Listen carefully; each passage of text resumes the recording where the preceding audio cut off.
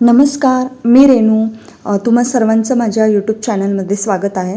तर थंबनेल बघून तुम्हाला समजलंच असेल की मी कुठल्या टॉपिकवर आज व्हिडिओ घेऊन आले आहेत. आजपर्यंत पर्स, बॅग्स, वेगवेगळ्या प्रकारचे स्टिचिंग ट्रिक्स वगैरे ते व्हिडिओ दाखवले.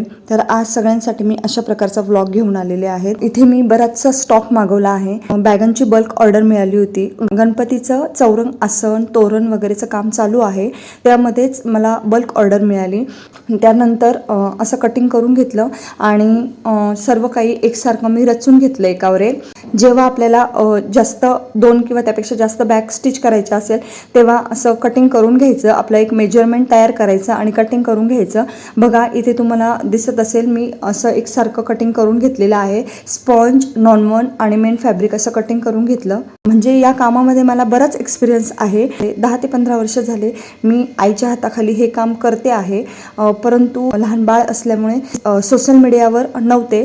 आता कुठेतरी सुरुवात केली आहे. मला थोडं करायला सोपं जात आहे. म्हणजे सगळंच मॅनेज करायला सोपं जात आहे असं नाही, काम करायला सोपं जात आहे. सो कुठेतरी मी पण ही ऑर्डर घेतली की सध्या माझी पण कुठेतरी नवीन स्टार्ट केलेलं आहे. मी पण तुम्हाला सतत इंस्टाग्राम, यूट्यूबला पोस्ट करत राहणार आहे, त्यातून तुम्हाला ऑर्डर मिळतील.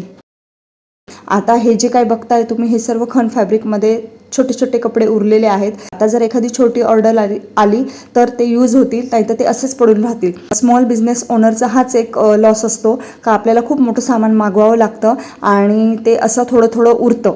आता त्यानंतर जो काही मागे काही उरलेला पसारा आहे तो सगळा आवरून घ्यायचा. बाजूला बघत असाल तुम्ही, इथे गणपतीचंही काम करणं चालू आहे आणि इथे एक पार्सलही मला डिस्पॅच करायचं आहे. असा काही मागे पसारा असतो. बघा आता इथे मी असे एकसारखे पॉकेट तयार करून घेतले आणि आता तुम्हाला पुढे दाखवते मी एकसारख्या बॅग कशा स्टिच करायच्या. मी पॉकेट तयार करून घेतले आणि आता मेन पॉकेट तयार करण्यासाठी झिप लावून घेते. इथे माझी मशीन भिंतीलाच अटॅच होती, त्यामुळे मला थोडं प्रॉब्लेम येत होता. सगळ्या बॅगला एकाच वेळी झिप लावून घेते आहे. तर अशा प्रकारे झिप लावून घ्यायची, एकामागे एक लावायची आहे आणि जेवढ्या आपल्या बॅग असतील तेवढ्या सगळ्या स्टिच करून घेतल्या.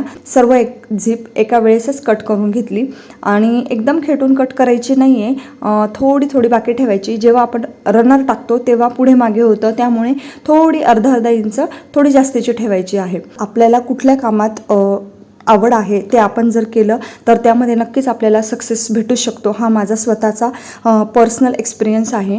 आता काय करायचं आहे, एका बाजूने आपली झिप लावून झाल्यानंतर आपण प्रेस स्टिच करायची. प्रेस स्टिच करताना सेम एकदम सगळ्या बॅगांना प्रेस स्टिच एका बाजूने करून घ्यायची आणि जेव्हा दुसरी बाजू येते लावायची तेव्हा ह्या कट करून घ्यायच्या. आता याचे मी धागे सर्व एकसारखे कट करून घेईल. बघा व्हिडिओत दाखवते, मी स्लो पण दाखवते आणि थोडा व्हिडिओ मोठा होईल त्यामुळे मी फास्ट करून दाखवलं. बघा असं एकावर एक रचून ठेवलं. जसा जसा टाईम भेटेल मी तसं तसं करते, त्यामुळे मी असं एकसारखं ठेवून घेते. तर मला असं सांगायचं आहे का कुठल्याही स्त्रीने इंडिपेंडंट असणं हे गरजेचं आहे. कुठलीही स्त्री असो, मग ती गृहिणी असो किंवा एखादी मुलगी असो, कुठली पण असो, तर तुम्हाला जे काही छोटं मोठं काम येत असेल ते तुम्ही स्टार्ट करा, असं मला यामागचा माझा हेतू आहे. सो तुमच्यात काय टॅलेंट आहे ते तुम्ही ओळखून तुम्ही नक्कीच त्यावर काम करा. हां, पण करायचं आहे म्हणून कोणीतरी करतं आहे म्हणून आपणही ते काम करायचं तर असं नाही. एकदम एकसारखं जेव्हा आपण बॅगा करतो तेव्हा त्या पटपट होतात. आता बघा इथे मी सर्व बॅगा करून घेतल्या, बसून रनर टाकून घेतले. इथे बघा माझ्या बॅग तयार होईपर्यंत इथे माझी मुलगी थोडी एंगेज झालेली आहे कामं तिच्या खेळण्यामध्ये. तिलाही सेपरेट टेप, सेपरेट सगळं सामान लागतं. इकडे नादी लागेपर्यंत मी माझं काम करून घेतलं. खरंच खूप हेक्टिक आहे. जर कोणी करत असेल माझ्यासारखं काम तर त्यांना नक्कीच माहिती आहे मुलांना सांभाळून काम करणं किती हेक्टिक आहे. पण तरी कुठेतरी आपण प्रयत्न करत राहायचं. आता मागे बघा इतका काही पसारा पडलेला आहे. खूप काही खणचं कापडच्या घड्या करायच्या बाकी आहेत. खाली पसारा पडलेला आहे. आता हा एवढा आवरून मग पुढची तयारी करायची आहे. त्याचप्रमाणे आता इथे चौरंग आसनच्या पण मला ऑर्डर आहेत. तर बघा इथे प्रत्येक म्हणजे इथे आंब्याची पानं तयार करून घेतलेली आहे. प्रत्येक पान मी तयार करून घेतलेलं आहे आणि त्याला एक एक पानाला मी सेपरेट अशी इस्त्री करते आहे. तर आपण जसं काम करू ना तसं आपलं त्या प्रोडक्टमध्ये आपली म्हणजे काय असतं ना प्रेम उतरतं असं म्हणू शकतो. किंवा आपण जितकं मनापासून काम करतो ना, मन लावून काम करतो ना, तेवढं आपलं प्रोडक्ट छान दिसतं. त्यामुळे फिनिशिंग कशी ठेवायची तर मी तुम्हाला सांगते. तुम्ही कुठलंही काम करा ते एकदम असं काळजीपूर्वक आणि नीटनेटकं करायचं. वेळ लागला तरी चालेल आणि प्रत्येक प्रोडक्टला इस्त्री ही केलीच पाहिजे.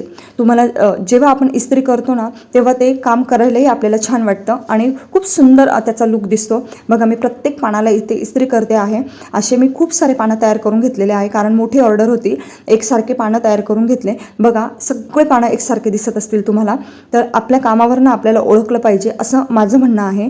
तर आता मी तुम्हाला इथे इन शॉर्ट दाखवते की बघा मी असे पानं जोडून घेतलेले आहे आणि मेजरमेंट दाखवते. हे मला 15 बाय 15चं असं चौरंग आसन तयार करायचं होतं. तर मी असं जोडून घेतलेलं आहे. इथे मी खणाच्या फॅब्रिकला सुद्धा इस्त्री करून घेतलेली आहे जेणेकरून आपल्याला स्टिच करतानाही छान वाटतं. आणि फिनिशिंग बघू शकता तुम्ही, इतकी सुंदर अशी फिनिशिंग येते. काम बघा इथे कुठेही तुम्हाला धागेदोरे दिसत नसतील आणि जसं कस्टमरने सांगितलं आहे त्या पद्धतीने मी त्यांना करून दिलेलं आहे.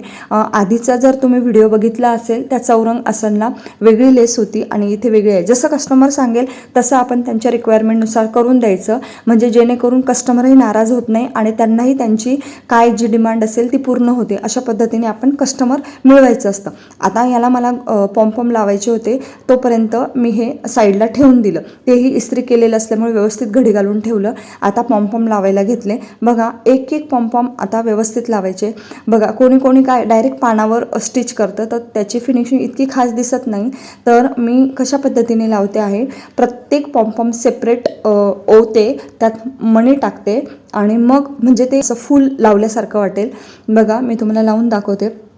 अशा पद्धतीने मी हे चौरंग आसनही तयार केलं आहे आणि बॅगा कशा एका वेळी स्टिच करायच्या हे तुम्हाला दाखवलं आहे. होप सो तुम्हाला या व्हिडिओचा खरंच नक्की काहीतरी फायदा होईल.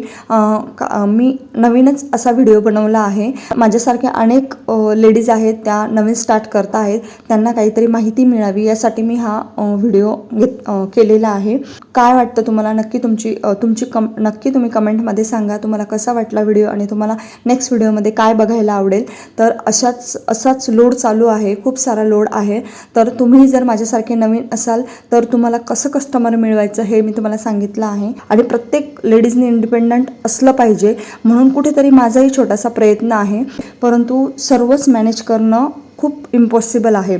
घर बाळ वगैरे सांभाळून खरंच खूप इम्पॉसिबल आहे. ज्या कोणी लेडीज करत आहेत त्यांना खरंच हॅट्स ऑफ. पुन्हा भेटू अशाच नवीन व्हिडिओमध्ये. चलो बाय.